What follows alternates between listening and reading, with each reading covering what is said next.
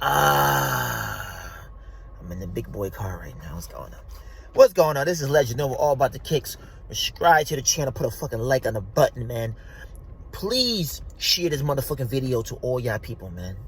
Let y'all know this motherfucker right here, he's a fucking piece of shit. Alright? And that's the only thing I'm gonna say. A piece of shit. You take it the way you want to take it. I don't give a fuck. Is this your favorite artist? He's my favorite. He's my favorite artist too. One of my favorite artists. But that's back at the time. It's now. Then and now. Watch this clip. This motherfucking man.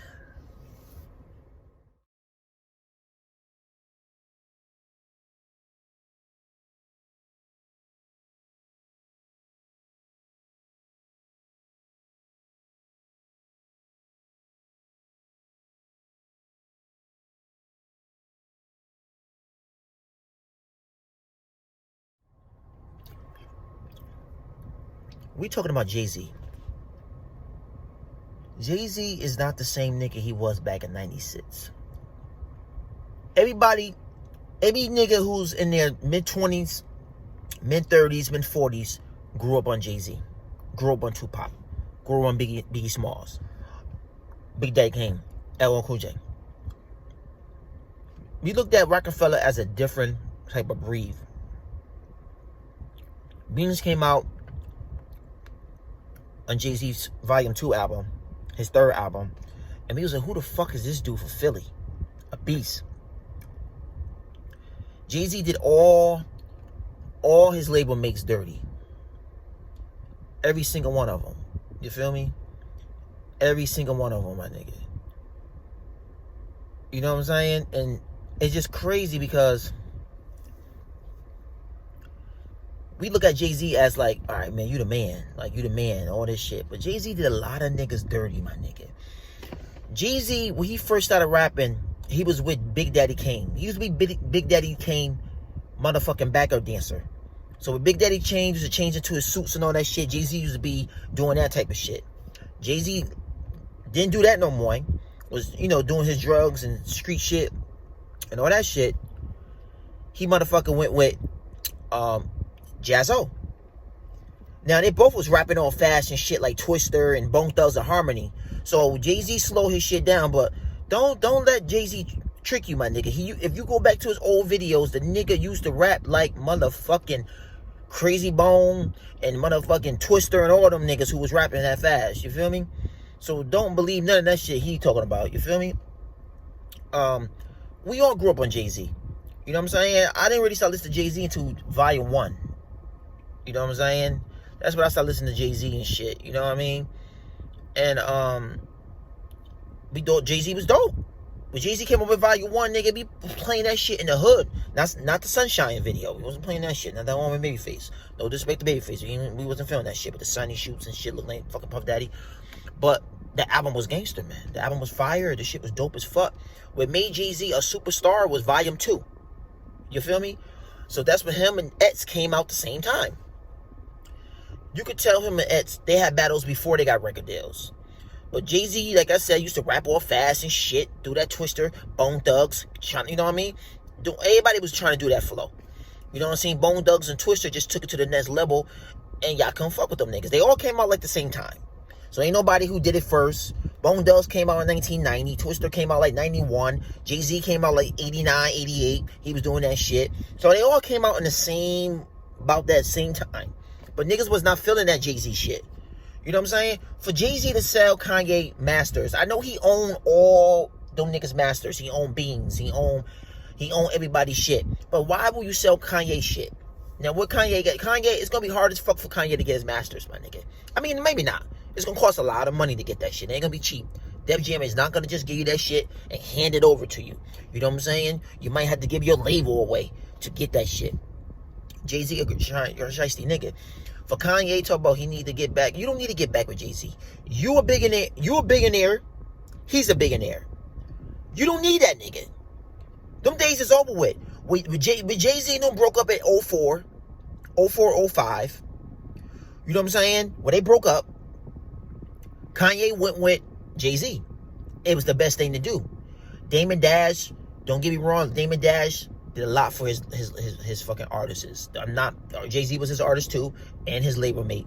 But Damon Dash did a lot of shit, but Damon Dash don't know how to keep his mouth shut. Damon Dash is a smart motherfucking dude for Harlem. You gotta give him his respect. If it wasn't for Damon Dash, I'm not gonna say what Jay-Z would not have been around, but Jay-Z, I don't know if he would have got a record deal. You know what I'm saying? He may would have still been a ghostwriter.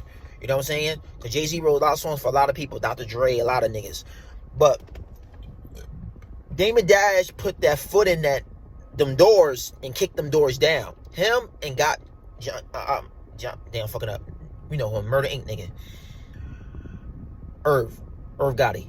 So, them two got Jay-Z where the fuck he's at now.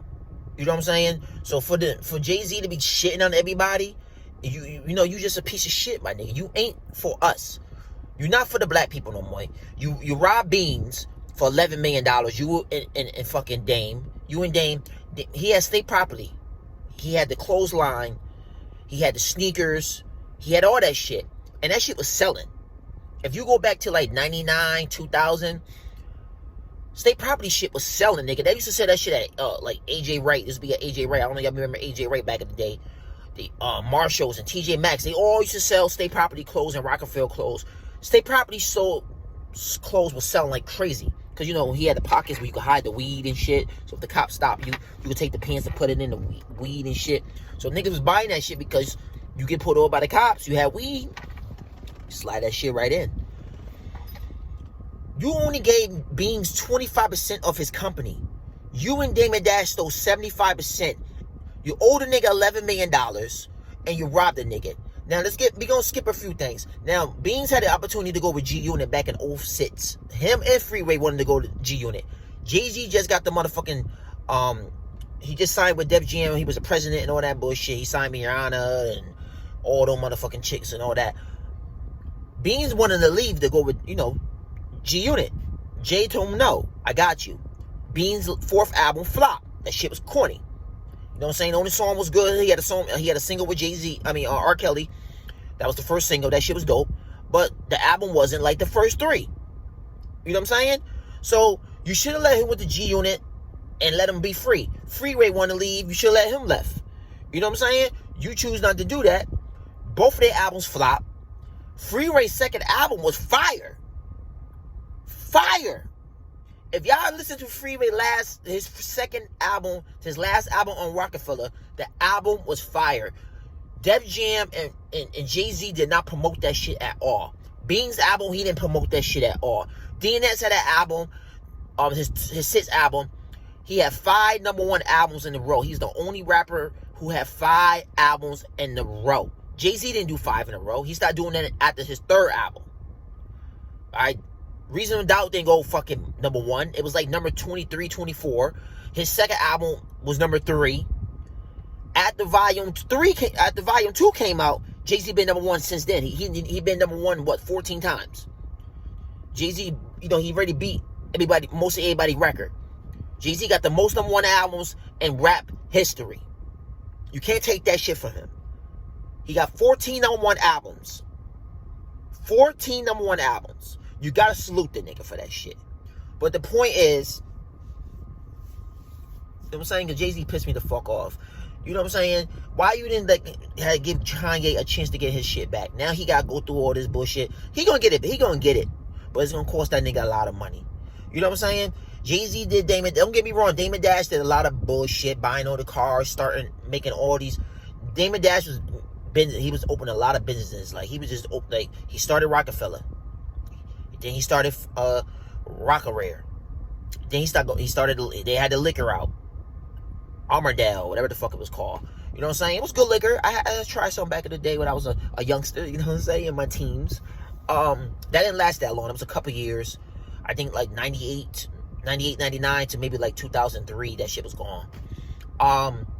Then, you know, Damon Dash started doing all kinds of new businesses. I could feel Jay-Z about that shit. Not you open up all these shit and, you know, you should start one business. You can't manage all these businesses at the same time. You can have 10 businesses. Like, you own 10 things. You can't be at all the places at once.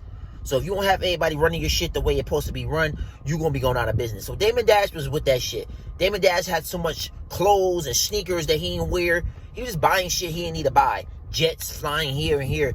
And that money, it all comes back to Rockefeller lurkers. So I can understand Jay-Z. When you start a label, you should try to start it by yourself. Because when you start it with somebody else, most of the time it's not going to last.